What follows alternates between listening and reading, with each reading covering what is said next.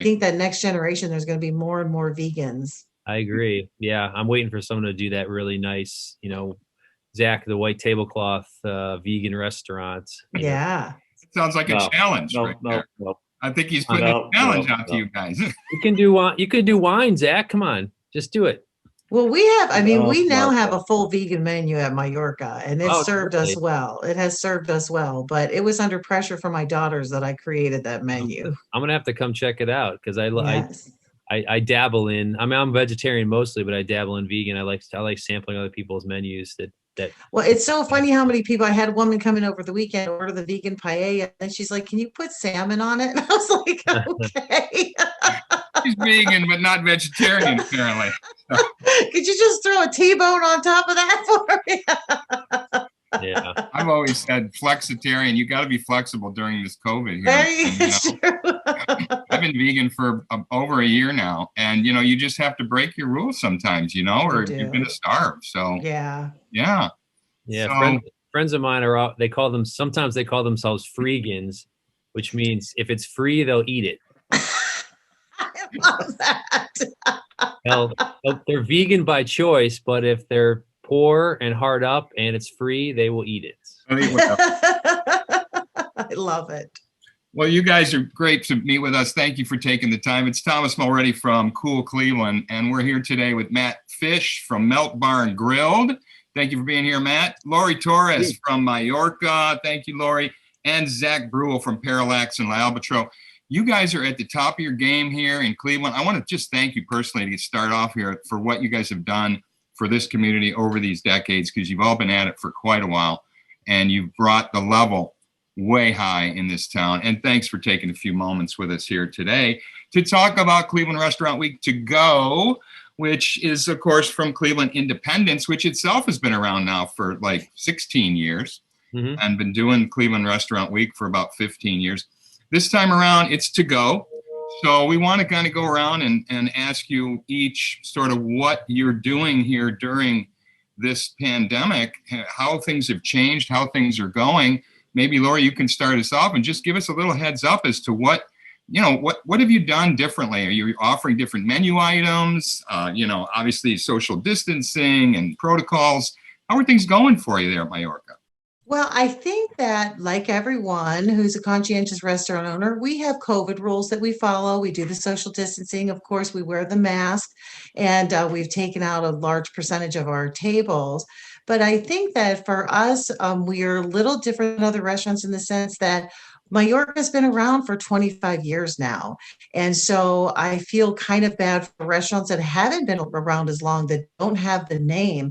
We have been around for a long time. We have a large following, and we have people that were, when we shut down, just nipping at the bits to get back. But that doesn't mean we haven't been affected. We have definitely been affected. Where our revenue is down a lot. And so that's why things like the Cleveland Restaurant Week to Go are so exciting, because it's getting the name out there. It's getting people who generally are afraid to come down or afraid to go to the restaurants. It's giving them a reason to come downtown or to come to the different locations to to get some of that food that they've been missing during the this COVID craziness that we're all in. Right, it is crazy. And Zack, you have also been around for a long time here and really setting the bar high for everybody. How have things changed for you guys at Parallax and Albatro? You still have a loyal following, I'm sure. People love what you do, but you've made some tremendous changes. We're going well. Obviously, we've had to change the protocols. We've been fortunate because I partnered with the Cleveland Clinic setting the protocols for restaurants. And, we actually, at this point, is to make people feel comfortable when they come into your space. We actually take temperatures of customers that are coming in. And at first they were a little taken aback, but now they're used to it. But I'm the old guy. I'm the one at risk, and I want to keep my customers safe. At this point, it's a matter of time before we come out of this, but we've got 6 more months to go, probably. I know that there's going to be an end to this. That's the good thing. Yeah, and Matt, I know you have made a lot of changes in terms of your your setup and how you're dealing with people, spacing, social distancing. And you're probably doing a lot of carry out and to go and delivery, I imagine. Yeah, a ton. I mean, we're spread out all through Ohio. So, we've got the 9 locations: Cleveland, Columbus, Dayton, Akron, Canton. So we're seeing about the same. Obviously we're still in Ohio, so we're following all the Ohio regulations, safety and sanitation wise. Like Laurie said and Zack said, our business is still down, but our guests are the most important, safety and sanitation wise, and our staff is as important as that. Yeah, our takeout and delivery has skyrocketed to heights that I never thought it was going to be. That's why this Cleveland Restaurant Week takeout, is really going to help us out. It's going to help every other restaurant in Cleveland, because let's face it, there's still a good amount of people that don't feel comfortable going out to dinner. They don't feel comfortable sitting in that type of setting, but will they get takeout? Of course they will. So that's why this is great, and we're happy to be a part of it. Right. So when we talk about Cleveland Restaurant Week to go, you guys are representing basically 35 restaurants of the Cleveland Independents that are participating in this, and they're doing it a little differently this time. So I'd like to hear from each of you how you're doing it. But before, it was a prefix, and it was 3 courses. It had sort of a format to it. I think they've thrown all that out and said, whatever each restaurant wants to do, let them do it. And so again, let's go around and tell us what you are doing. If you have a special menu, if it's just everything, tell us what you're doing, Laurie, at Mallorca for Cleveland Restaurant Week to go this time around. Absolutely. We're a little different than Matt in the fact that we are a fine dining restaurant. So for us, to go was something we kind of had to learn, because I want to say that was probably less than 5% of our revenue before. So just the logistics of to go, we've learned and realized that it's a lot more difficult than you think it is when you just say, let's wing it and to go. But the nice thing about this thing is that we have, because it's not a prefix, we've all been able to be creative with things that we can do. So we've created a general fixed meal for 1, but we've also created 2 different plans for meals for 2 and meals for 4, which include our, of course, famous, infamous, I should say, paella, seafood paella with every kind of seafood you can think of in it. We also have our garlic chicken and our stuffed salmon. And we're also offering a special with our sangria, which was just named among the top 10 cocktails in the country by Bartender Magazine. So we are offering that to go as also part of our Restaurant Week to Go special. And people do love that sangria. Nectar of the Spanish gods, my friend. That's great. It's so good to hear that you've been flexible. Zack, you guys as well. I mean, it's not a situation that we've been used to in terms of fine dining when people come in, what they expect. But you guys have been able to be flexible. Tell us what you're offering. I know you've got different menus for Parallax and Albatros. Well, at this point, we have to be flexible. And some, as they've said, aren't comfortable coming into the environment, but they want the food. Usually February in Cleveland. Cabin fever's been going on since last May, and we're doing a lot of it now.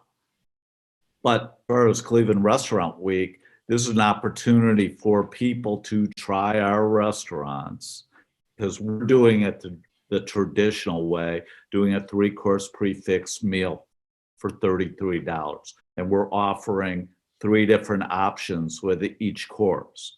So we'll bring it out to your car curbside, or you can enjoy it in the restaurant. This is a great opportunity for people to try restaurants that they probably never have gone to.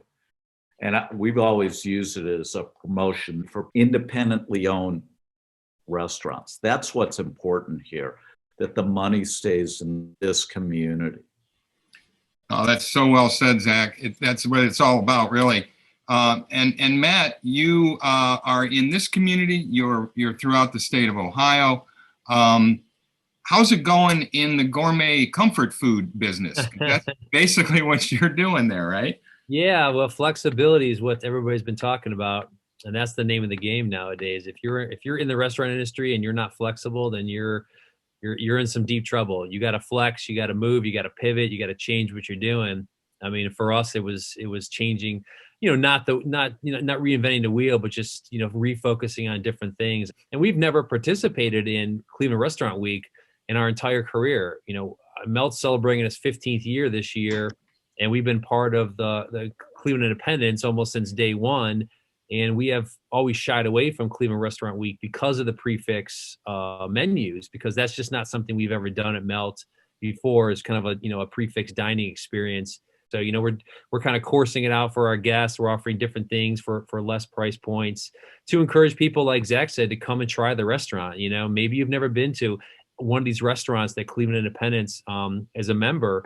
Go try them out. We're all independently owned Clevelanders here, or people from Ohio owning these restaurants. We live in your communities. Our staff live in your communities. All the money is staying in our communities. So, support us. This is the time to think local and act local. Exactly. And it's nice to see the flexibility you guys are offering. It's nice to see that you're offering everything from sandwiches to gourmet meals here, and even adding some wine cocktails or sangria. That's a nice touch that I think people didn't expect when COVID came along, and that's a real treat for many people. And I also think it's interesting, Cleveland Restaurant Week itself, as Matt said, it didn't always fit with everybody, but now they're expanding. And I think they're going to possibly continue offering the to-go as part of Cleveland Restaurant Week, even after we come out of this. That'll probably be just an ongoing thing. So we just want to stress, support our local restaurant community. Thank you all for taking time. I know how busy you are keeping your operations up and running. We thank you for what you've done for the community. Thanks for taking a few moments here with us, Matt and Laurie and Zack. Hang in there, guys. Thank you so much. Thank you. Thank you so Good much. day.